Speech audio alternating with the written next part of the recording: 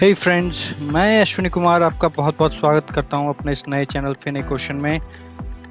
Mostly India में देखा गया है कि financial literacy is always neglected और it is completely ignored generally.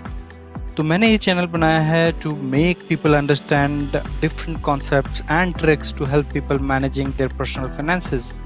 So I'll be creating a series of videos here to improve your financial literacy in this dynamic world, जो कि आपको मदद करेगा आपके अपने सारे फ्यूचर गोल्स अचीव करने के लिए। तो वेट क्या करना, तो लेट्स स्टार्ट नाउ।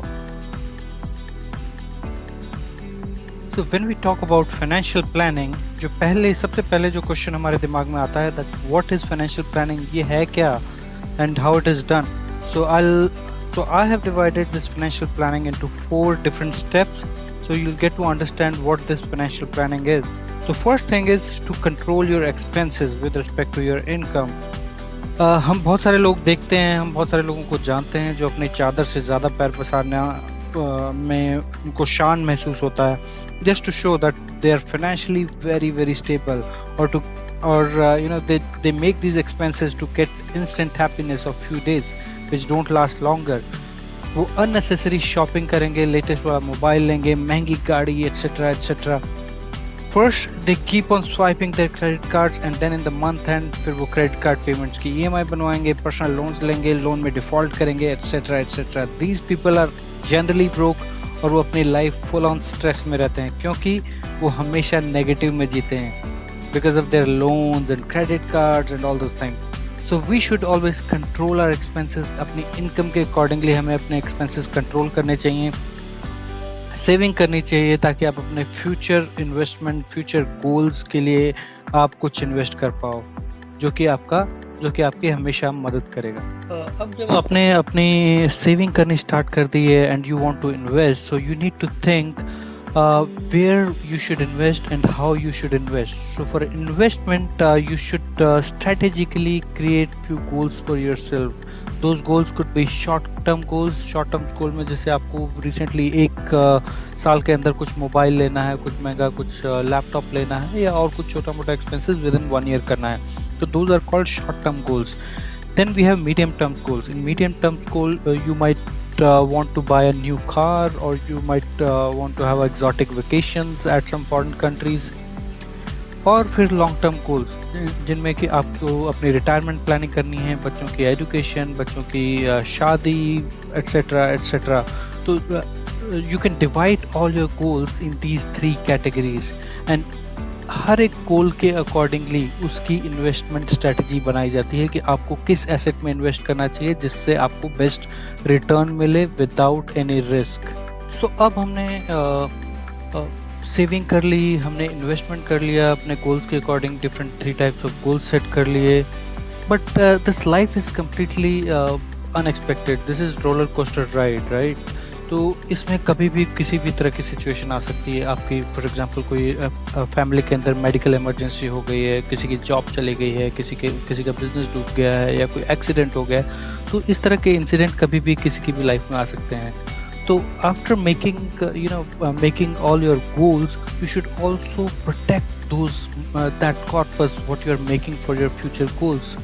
अदरवाइज बहुत सारे इंस्टेंसेस ऐसे देखे गए हैं जहाँ पे लोग अच्छी प्लानिंग करते हैं, अच्छी वेल्थ क्रिएशन करते हैं फ्रॉम इन्वेस्टमेंट परस्पेक्टिव, बट ऐसा कुछ अनफोर्सिन सर्कमस्टांसेस उनकी लाइफ में आता है जिसमें उनका सारा गोल, सारा पैसा उसमें ख़त्म हो जाता है एंड वो दिवालिया हो जाते हैं। तो इस तरह की सिचुएशन से बचने के लिए हमें इंश्योरेंसेस लेने चाहिए। And most important, there are 2 most important insurances. There are many insurances in the market, but 2 insurances मैं रेकमेंड करता हूँ हर किसी को। पहला है एक medical insurance for your whole family, ताकि फैमिली में अगर किसी को भी किसी भी तरह की मेडिकल इमरजेंसी आती है तो you should have sufficient money in your insurance, sufficient cover in your insurance, ताकि आपका मेडिकल एक्सपेंसेस उसमें निकल जाए। And second is your term insurance, जहाँ पे अगर main earning member of the family अगर उसको कुछ हो जाता है तो यहाँ पे एक टर्म इंश्योरेंस होना चाहिए जो कि सफिशिएंट कवर वाला होना चाहिए, ताकि आपकी फैमिली का पीछे से ध्यान रखा जा सके उस पैसे से।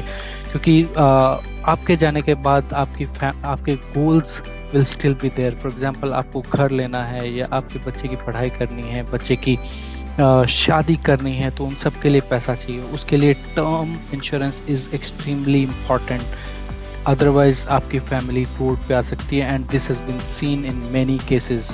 Term insurance and medical insurances, these two insurances are extremely important for any financial planning. अब हमने एक्सपेंसेस भी कम कर दिए हैं, हमने इन्वेस्टमेंट भी स्टार्ट कर दी है, हमने इंश्योरेंसेस भी ले ली हैं, but most important goal which is considered in financial planning is retirement planning. India में रिटायरमेंट प्लानिंग को जनरली लोग निगलेक्ट कर देते हैं. वो अपना maximum earning they spend it on child's higher education and their marriage.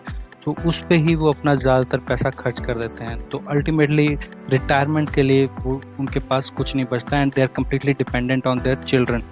और ऐसा बहुत से केसेस में देखा गया है जहाँ पे बच्चे अपने पेरेंट्स को घर से बाहर निकाल देते हैं और पेरेंट्स वृद्धाश्रम में रहते हैं. अगर सभी बच्चे इतने अच्छे होते हैं हमारी सोसाइटी में तो वृद्धाश्रम की ज़रूरत ही नहीं पड़ती.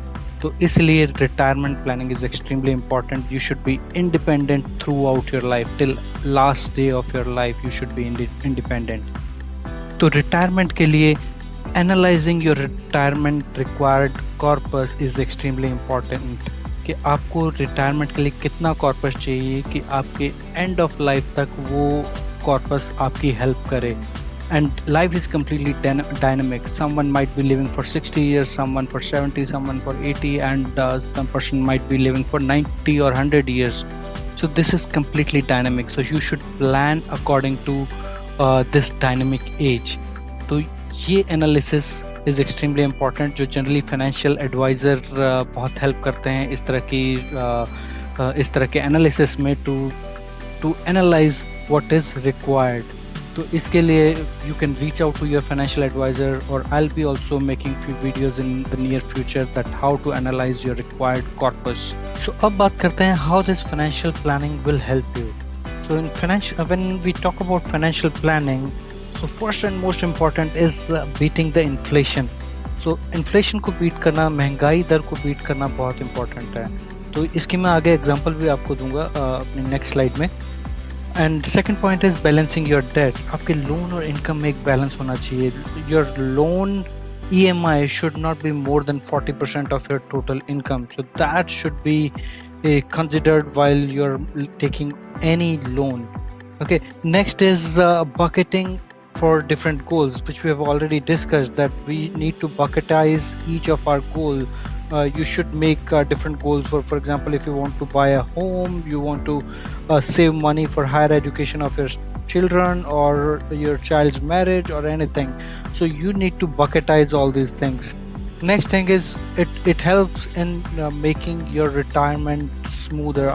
Nowadays a lot of people plan to retire early, so it helps a lot in making that retirement plan. And there are many people, there could be many people who do not have any plans or goals, but still they want to create a wealth, a healthy wealth, which can help them in future, in their later part of life. So this is extremely important, and that is how it helps you out. Next is different investments gives different results. जितने भी तरह के आप investment करते हो, हर investment आपको अलग तरह के रिजल्ट्स देता है. तो आप डिसाइड कैसे करें कि आपको कौन से एसेट में इन्वेस्ट करना चाहिए. So before starting any investment you need to ask yourself two basic questions. One, will you be able to beat the inflation with the investment you are doing? Second, will you be able to achieve your final required corpus? कि जो तुम्हें final corpus की requirement है, क्या वो आप achieve कर पाओगे इस इन्वेस्टमेंट ऑप्शन से, और इन्वेस्टमेंट अमाउंट आप जितना डाल रहे हो उससे अचीव कर पाओगे. तो you need to ask these two questions to yourself. अगर इनमें से किसी भी क्वेश्चन का आंसर येस है तो आप सही इन्वेस्टमेंट ऑप्शन चूज कर रहे हो. अदरवाइज आपको दोबारा सोचने की ज़रूरत है कि आप कौन से इन्वेस्टमेंट ऑप्शन में आपको जाना चाहिए. उसके बाद how your final wealth corpus depends on where you invest. तो आपका जो फाइनल वेल्थ कॉर्पस, जो पैसा इकट्ठा होगा आपका फाइनल, वो कैसे डिपेंड करेगा आपके इन्वेस्टमेंट पे. तो I can show you there are multiple options for investment. For example, few people try to put all their money in saving account और वहाँ पे उनको 3% रिटर्न से वो खुश हो जाते हैं। एफडी में डालते हैं, वहाँ पे 5-6% रिटर्न से वो खुश हो जाते हैं। बहुत से लोग गोल्ड खरीदना बहुत पसंद करते हैं इंडिया में। वो गोल्ड में पैसा डालते रहेंगे, इट डज नॉट मैटर। उनको लगता है कि नहीं, गोल्ड से अच्छा कोई इन्वेस्टमेंट ऑप्शन ही नहीं है, पीपीएफ में डालेंगे या फिर म्यूचुअल फंड में डालेंगे। तो मैंने यहाँ पे एक ग्राफ शो किया है। इस ग्राफ में आप देख पा रहे हो कि जो ग्रे वाली लाइन है वो इन्फ्लेशन को दिखा रही है कि आपकी इन्फ्लेशन कैसे बढ़ रही है। विजा विज आपके जो इन्वेस्टमेंट्स हैं, जो आपने अगर सेम इन्वेस्टमेंट किया है 10,000 रुपये का हर महीने, तो वो आपका इन्वेस्टमेंट कैसे बढ़ रहा है। आप देख रहे हो कि जो गोल्ड है आपका, जो येलो कलर में जो गोल्ड है, that is giving little bit more return than the inflation. और इसके अलावा एफडी में, सेविंग में या कहीं और आप पैसा डाल रहे हो, that is giving you returns less than inflation. Less than inflation का मतलब क्या हुआ कि लेट्स से आपने आज के टाइम में 100 रुपये सेव किए और उस 100 रुपये में आप कोई एक एक्स चीज़ खरीद पा रहे थे। इन्फ्लेशन की वजह से आपकी वो चीज़ जो आप आज 100 रुपये में खरीद पा रहे थे, नेक्स्ट ईयर में वो चीज़ 106 से 107 रुपये की हो गई। और अगर आपने उसको सेविंग अकाउंट में आपने अपनी इन्वेस्टमेंट जो 100 रुपये है वो रखी हुई है, तो वो 100 के 103 ही हुए। मतलब यहाँ पे 3 रुपये का डेल्टा आपको अपनी जेब से लगाना पड़ेगा नेक्स्ट ईयर। तो that is not investment at all. Similarly FD में भी यही हो रहा है। एफडी में भी you are getting less than what inflation we have. FD में आपका बाद में टैक्स भी कट के आता है, तो जो आपका अल्टीमेट जो रिटर्न हो वो बहुत नीचे हो जाता है। और आप यहाँ पे देख पा रहे हो म्यूचुअल फंड के जो रिटर्न है लॉन्ग टर्म में, when we talk about 40 year scenario और 30 year scenario, it is much more than any other investment options. So हमें अपने लॉन्ग टर्म के इन्वेस्टमेंट गोल्स और इन्वेस्टमेंट ऑप्शन बहुत ही केयरफुली चूज करने चाहिए ताकि हमारे सारे गोल्स प्रॉपरली अचीव हो पाएं।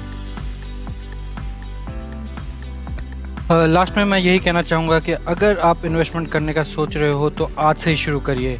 इन financial world age is your biggest asset. आप जितना जल्दी शुरू करते हो उतना ही ज़्यादा कंपाउंडिंग मैजिक आपका हेल्प करता है।